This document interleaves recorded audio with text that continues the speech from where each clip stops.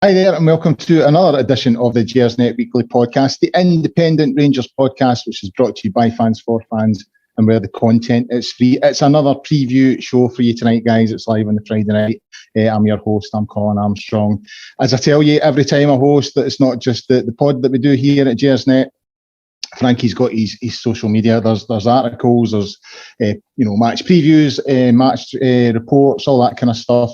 There's a history archive on the website as well as I said earlier on the forums as well. So get yourself onto that when you can.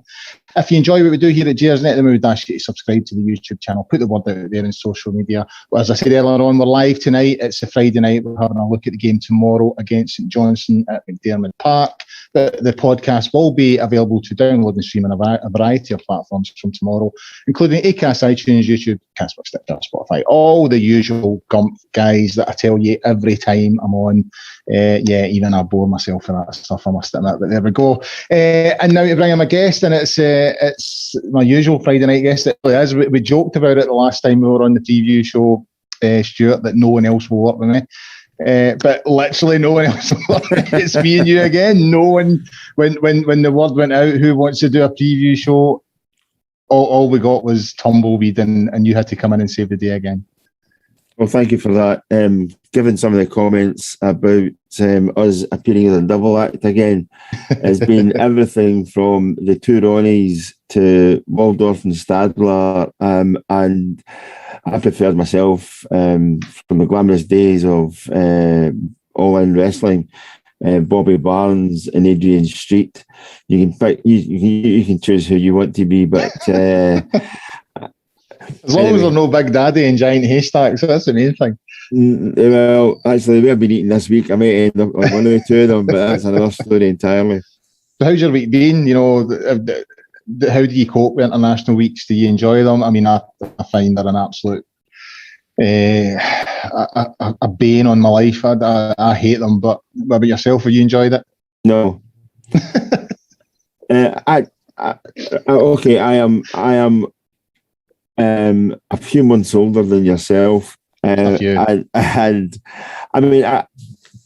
think for a great many people, international football was your team played on the Saturday, you had a game on the Wednesday, and then you were back playing football again. I think this hiatus, twice and three times a season, is it brings about a break. Now, sometimes the break will suit you, other times the break will be, quite calamitous for you, depending on how your players, and also the fact that your players are going away on international duty. Some will come back absolutely buzzing, others will come back quite flat and need picked up again. So I don't really buy into this, fortnight now of international football. I'm traditionalist. You play on the Wednesday night and you get back to your club duties the following Saturday. I really struggle with international football. I enjoy the tournaments, obviously, in the summer when they come along, but they're even messing about with that now. It's going to be the World Cup's next December or something, isn't it? So, yeah. But I used to really enjoy. I was never a big Scotland fan in terms of going to watch them. I didn't go to games. I think I've been to one Scotland game in my life, two if you include the under-16 World Cup final. But I used to find it was at international games when it came along, everyone dropped their sort of club loyalties, and just everyone was sort of united and supported Scotland. I find international football now an extension of club rivalry, and I honestly can't be arsed with it. I've got enough of that going on in my life. I don't need to be standing listening to folk in a pub shouting at a certain player because he plays for a certain club. And I watched the first half of the Scotland game on Wednesday night, but I must admit it was Tuesday night. But I fell asleep for the second half, and I just when they scored, my arse didn't come off the couch at all. I just had no interest in it, zero interest, I must admit. But hey ho. Anyway, we'll get on. We've got a few things to go through tonight, so we'll not talk about Scotland anymore, Stuart.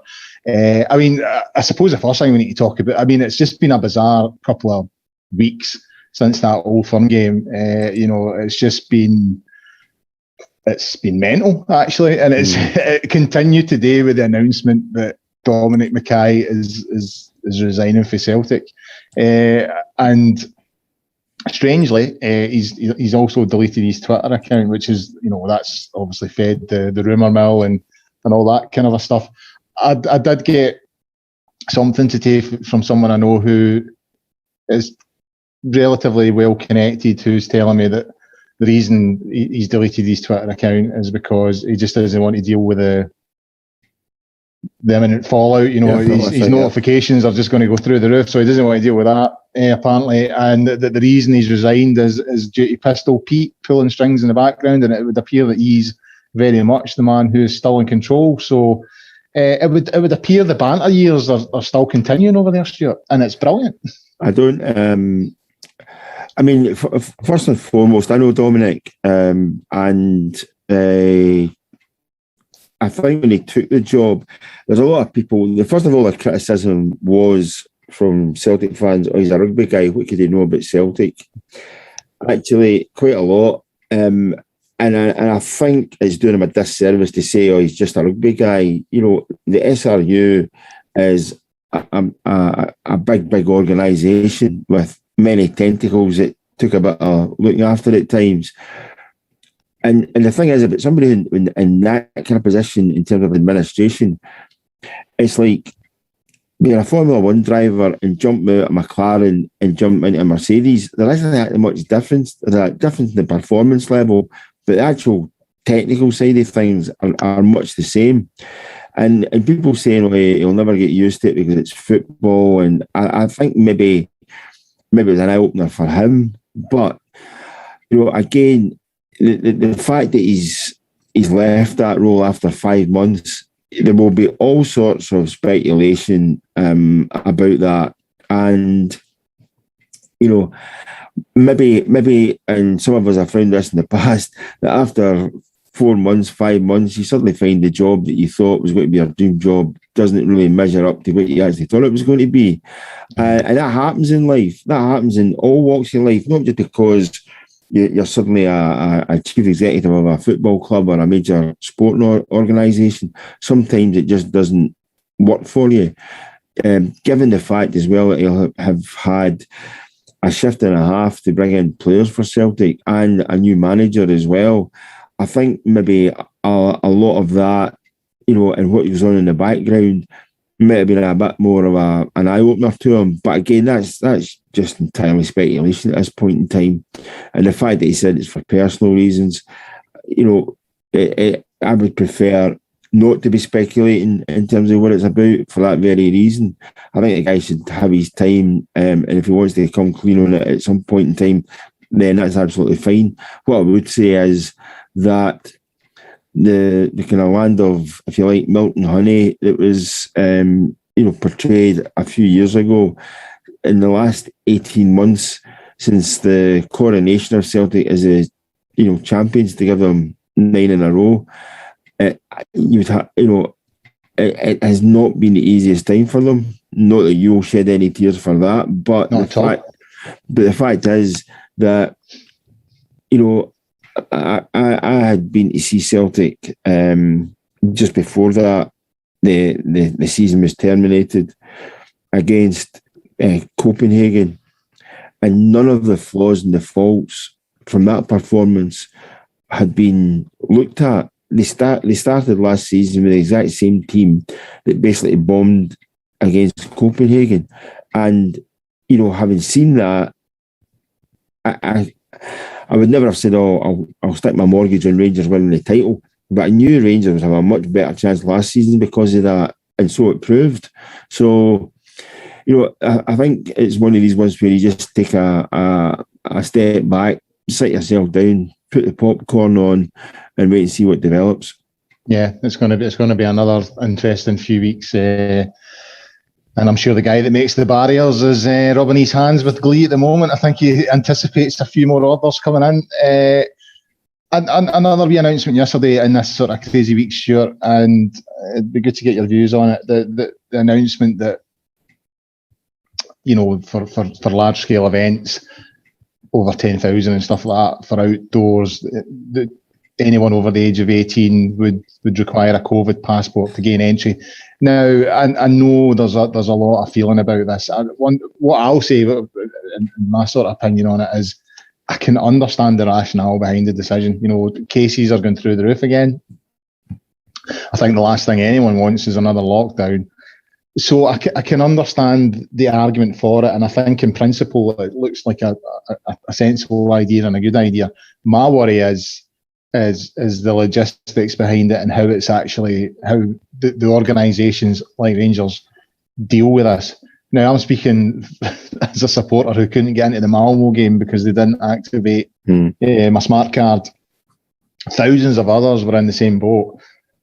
I'm looking at our ticket office thinking, this extra layer of bureaucracy is it just seems to me like it will cause even more issues, and I've already, I think the first game at Ibrox after this goes live, I think it's the 1st of October, this scheme is planned to go live.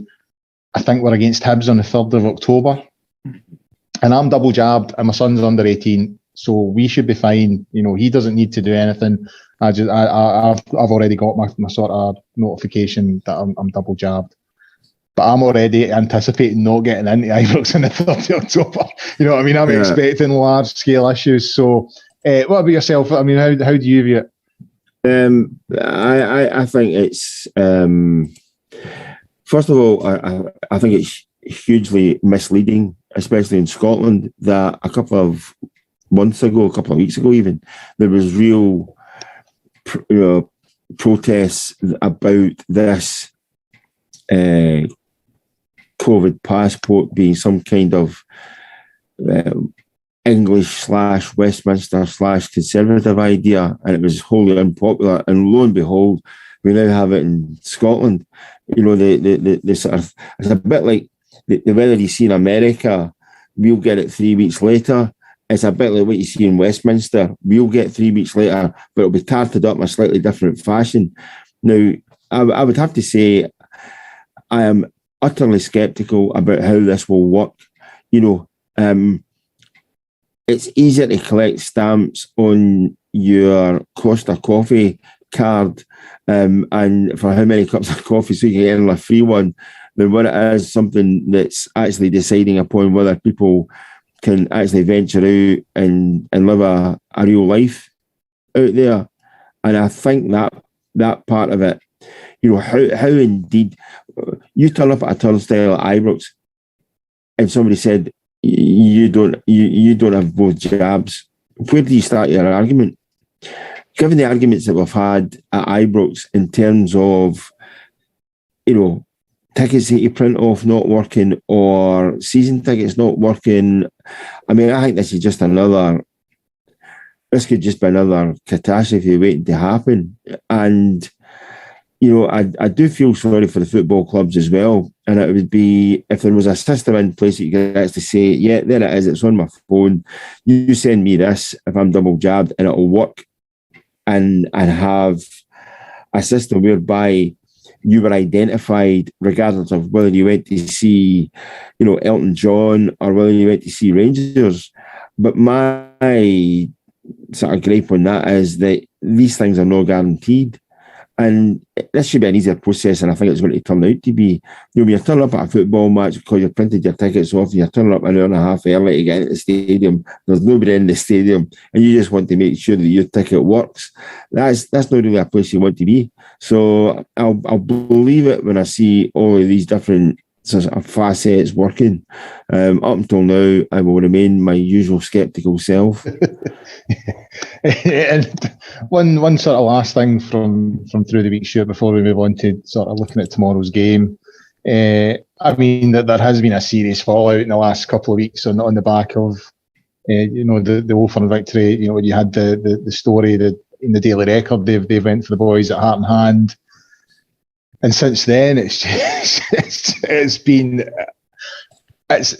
I mean, I'm laughing, but there is actually quite a dark side to this. You know what I mean? There's a sinister side, and it really feels like shark-infested waters we're sort of dealing in now, you know, and that we're swimming in. So, you know, the Daily Record have sort of, you know, set up the Heart and Heart boys. They've had to let a couple of boys go in the back of that, and I don't think you could defend some of the tweets, but you know, it's since been revealed that there are similar tweets by, you know, staff members and journalists at the Daily Record. And yesterday you had that whole situation with Janie Godley now having to, you know, she's been removed as the Scottish Government's, you know, face for the COVID stuff. And she's handed a fee that she got for that over to charity, I believe. And she's now been dropped for some pantomime in Aberdeen. And you know, it looks like this could, I mean, some of her tweets as well were properly horrific. And it looks like her career's over. And you can't, when you're looking back over the last 2 weeks, you're thinking all that happened because Big Hillander scored a goal against Celtic. You kind of look back and think that's what triggered it. And it's just been a mental couple of weeks. And I think some people, some journalists especially, and some other people in other areas of civic life need to maybe just look and think that things are getting a little bit out of hand. Some people have spoken to me in recent times saying, why don't you try, or why don't we put together a political satire comedy based on what happens in Holyrood, and then just when you get ready to press a button or go and make a presentation to somebody, real life takes over and you find out that nothing could be as mental as Holyrood. You know, nobody would believe your script if you penned some of these things. And this week, you know, I was on Sunday night and basically had my say there, and nothing's really changed. You're looking for even-handedness in all of this, and if somebody says something nasty and it is deemed to be, you know, in bad enough taste for people to start resigning from positions and all sorts, then that is something that you would have to see out right across the board. You cannot be selective in this. If you say you're at fault or you're guilty, then you have to be even-handed, and I think that's all most people are looking for. And lo and behold, 4, 5, 6 days after an instance where people were put on the front page, others have been deemed not worthy enough to appear on the front page of certain newspapers. That's not right, and I think a lot of people out there will be watching this, and if they hadn't been paying attention last week, I think the events of the week leading up to maybe yesterday and even today, I think they'll have seen how standards are, you know, maybe not just double standards, maybe triple standards, and see how that's dealt with. Yeah. Incoming call. That's you've been given the CEO's job at Celtic. Congratulations, Colin. No, it's actually my phone telling me my blood sugar's too high. It's just been that kind of week, Stuart. You know what I mean? It's stressing me out. I find it, as I said, I find it quite dark and sinister, but it's also, I find myself chuckling away at some of the stuff that's went on. I suppose the biggest positive that's came out of it is sort of Janie Godley being exposed for what she is, because, I mean, I've not got anything personal against her. I just don't find her very funny.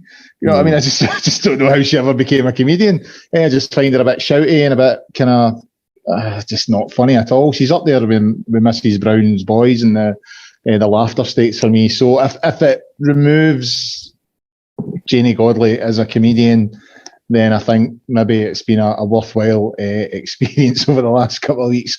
Right, sure. Before we move on to tomorrow's game, I need to highlight our partners at Football Prizes, and we've got a Neil McCann framed and signed Rangers shirt. The tickets are £5.95. There are 65 tickets available for this. How many of those 65 are left?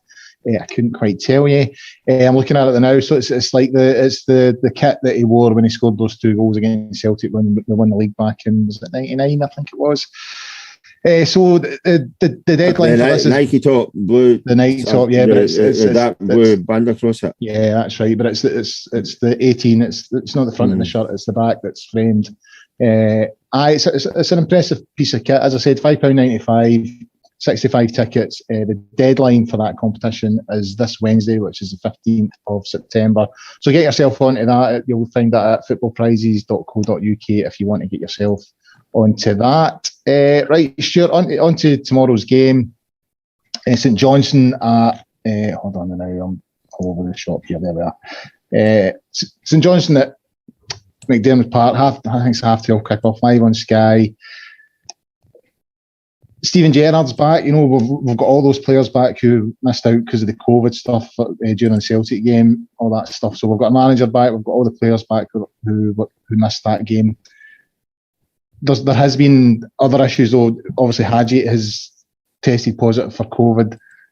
Gerrard gave an update on him today. Ryan Jack's still out. Nambi's still out with the heart issue, although they're expecting an update on him the next few days. But overall, there was a feeling. I mean, it was a worrying sort of week that, you know, going into that European game and the game against Celtic, with all those players missing. It feels like we're in really good shape going into tomorrow in terms of numbers and in terms of bodies. Still got a wee bit concerned about form, but overall, it feels like Rangers are in a better place than they were before we went into this international break in terms of the players in the squad. I think you asked me earlier about international breaks and what I thought about them. I think if you'd asked Steven Gerrard what he was thinking about international breaks, I think you know, while his nation, his country, England did well during that fortnight.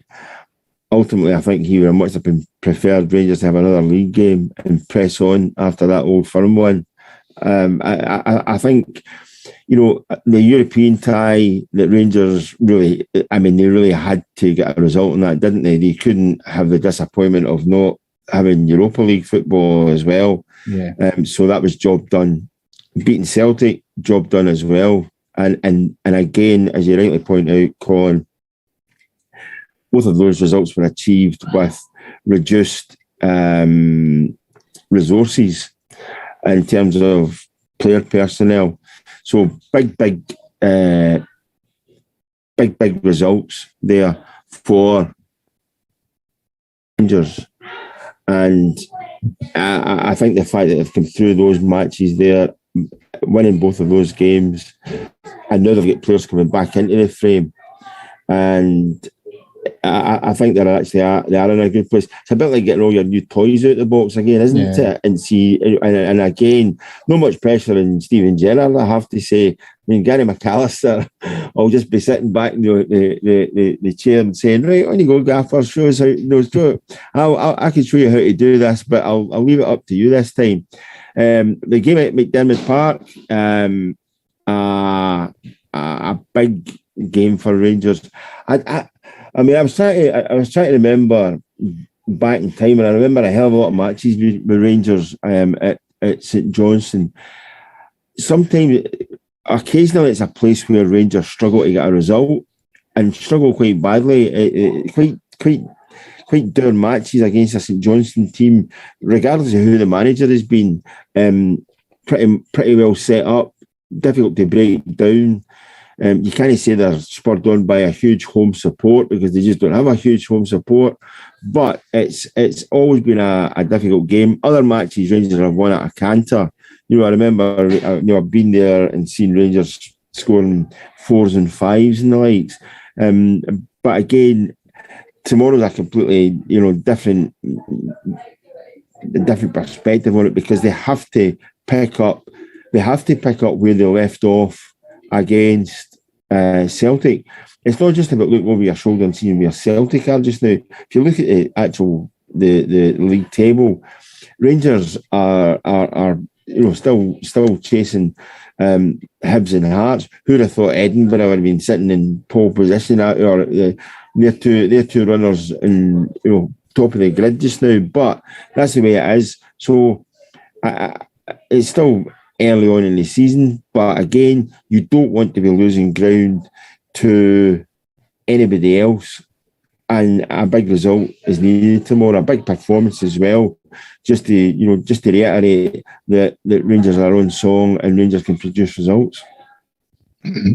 Another question that Gerard was asked about today, Stuart, was surrounding Nathan Patterson. Now, he obviously done well through the week there for Scotland. He was involved in the goal. And he really seems to be, coming into his own and maturing as a player. And he was kind of asked about the conundrum, because it is becoming a conundrum around him and Tav. What do you do? And Stephen Gerrard seemed to say, well, he's in the right club. He will be Rangers right back at some stage in the not too distant future. He's at the best club to be developed and to move on and all the rest of it. However, it does feel like it's becoming I suppose it's a nice problem to have, but it is a problem. Especially, he also spoke today, Gerard, about the Everton bid. The Everton had come in, and he never named Everton, but you could tell he was having a go, because he said that the offer was derising. It was nowhere near what they were looking for. So I think that was his way of just having a wee dig at Everton. But I mean, it could be. It seems to me that it's something that could become a problem. If we get to, the transfer window in January, or even the next summer window, and Patterson's not getting a huge amount of game time, and a club comes in with the right offer, then we're faced with a problem. Yeah, I would agree with you there. I mean, I last week, I was in Talk Sport, and I'd said, and they were talking about the fact that there were various injuries in the Scotland camp, and I pointed out that Patterson, in the space of Everton tabling a £5 million bid, and the sort of, or it was reported that weekend, and then Patterson playing for Scotland in the midweek, he had not suddenly become a pub player just because he was turning out for Scotland. And last week on the podcast, I'd said that Stephen Gerrard, he hasn't tried to squeeze a quart into a pint pot, so to speak. He hasn't tried to get these two guys and play one as a right back and one as a wing back. He has tried to give them their place and play them individually. I think personally, where the real problem would be if he actually tried to give both guys a game on the same side of the pitch and worked a slightly different system. I don't think I've ever really seen that work. I remember, and one or two of the viewers tonight might remember, if you think of the kind of pickle that Rangers got themselves in at one point in time with Gary Stevens being the right back, and then Mel Sterling turned up as the right back, and Richard Gough could be the right back as well. I think that was one where you suddenly ended up with guys who were very capable players, but they were almost like squabbling and trying to outdo themselves rather than outdo the opposition. And I think that the danger you rightly point out there, Colin, is if Patterson doesn't get the games, he might suddenly be thinking, not only he wants to play football, he might be thinking, I can make this Scotland spot mine for a number of years as well. So it's maybe a double-edged sword. Just now, it's been fine.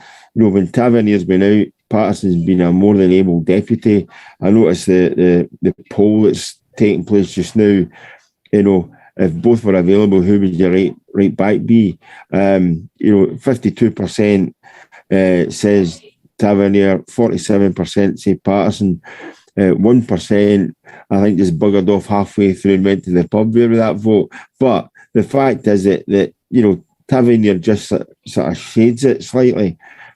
but I don't think there's many people out there that even if they voted for Tavernier would be saying, well, if Tavernier's out, it's a disaster because you get Patterson to fall back on, and it's a great position to be in. Personally, I think that Patterson is still going to be the guy that will come through for Rangers, simply because of Tavernier's age and the fact that Patterson, as he grows in experience, is looking a far better player. Yeah, I hope so. I mean, I'm not trying to. I mean, it is a positive situation. I'm not trying to make it a negative.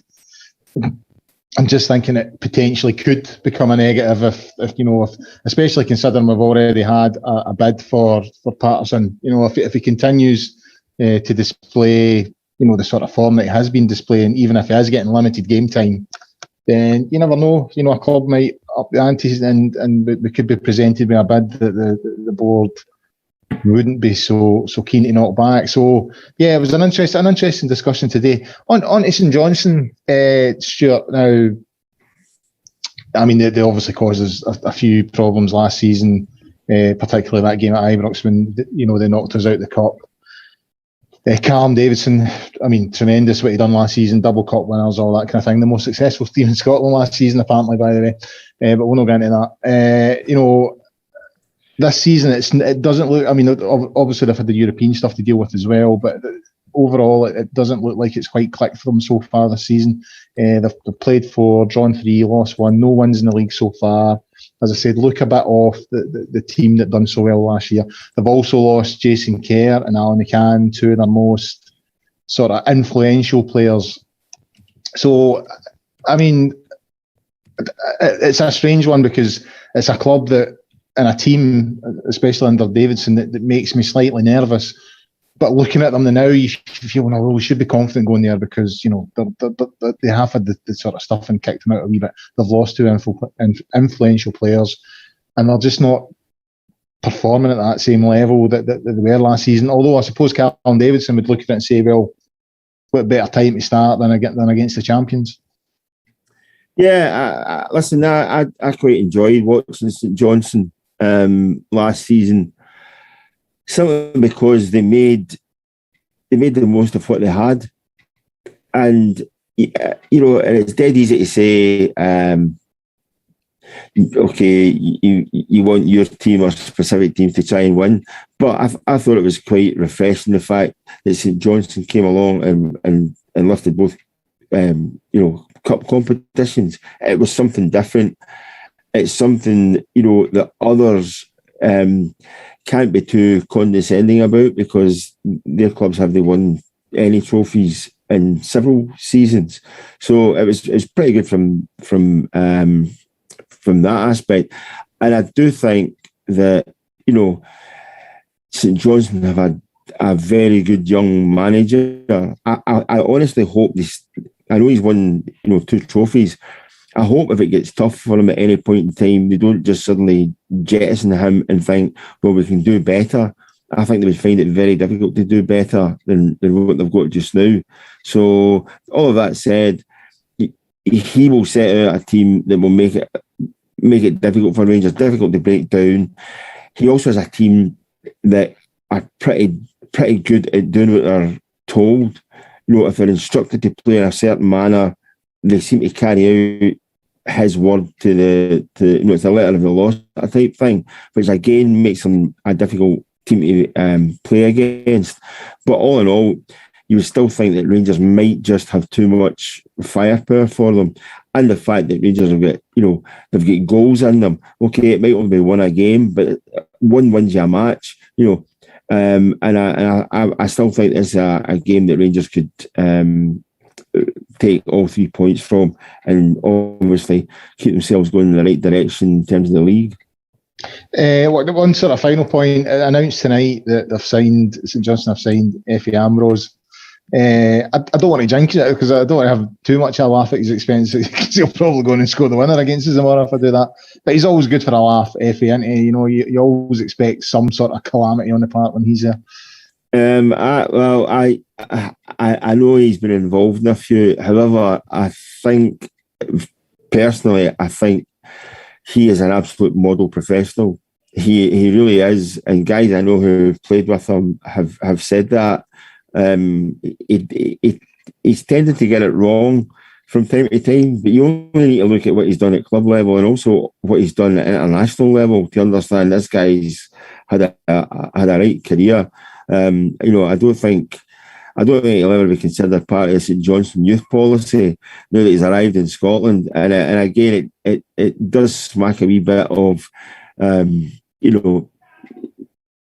older foreign players getting a shout ahead of younger Scottish players, but needs must. If you're the manager of St Johnstone and you think this guy can do a job, then you'll recruit him, and that's exactly what St Johnstone have done. Yeah, I mean, so far, Davidson has shown that he's been, he's a very astute manager. But I did have a wee chuckle when I read that, I must admit. Because, don't get me wrong, there's players who play for Celtic that you just don't like. And I'll even say the word hate, you know what I mean? But Ambrose was never one of them. And I passed him once in Argyle Street in Glasgow and actually smiled at him and he smiled back. You know what I mean? He just always struck me as quite a likeable guy, even though he was playing for them. He is. He always was. He always had. I'll say this. He always had a smile on his face. Even if you just said hello to him, he would smile back. I see one or two comments here. Can't believe it. Ambrose is still only 32.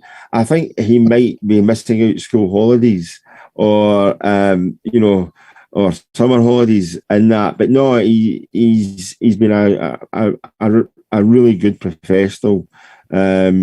Over the years, and again, I can see why. It would be an attraction to St Johnstone. Well, here's hoping his next calamity is tomorrow at 12:30, and he's not smiling tomorrow. So for this bonus edition of the Gersnet Weekly Podcast, having a wee look at the St Johnstone game there. A big thanks to Stewart for his contribution. Great stuff as always from him. The only guy that'll work for me. I'm only ever going to be one place on a Friday night because no one else will come on. It's down to you, Stuart. Without you, there is no show. I heard we've got a chance to making 12 grand in an advert. So you never know. You never know. We might have been that charitable cause that got the 12 grand. Know that Frankie would ever tell us what his bonus fee is. He's fairly secret on that front. Right, anyway, I digress. We'll be back from his holiday home in the Seychelles. he's sitting in a holiday resort producing this show as we speak. Right, so thanks to Stuart there for his contribution this evening. We'll have a show on Sunday night to look at the St Johnstone game, obviously. Stuart's just came on my screen here. I think he's coming on to give me a row. He's maybe a yellow card. No, that's a hula skirt he's got on. That's where he's broadcasting from. I've totally lost the thread here, Rodiger. So we've got a show on Sunday night. I'm hosting. I might just continue it right through actually until Sunday night. I'm hosting. Ross is on with me and David Fraser. So get yourself onto that. We'll obviously be looking at the St Johnstone game from tomorrow and having a wee look towards Thursday night and the big European game against Leon. In the meantime, get yourself onto the Gersnet website and forums at www.gersnet.co.uk. Until next time, guys, bye for now.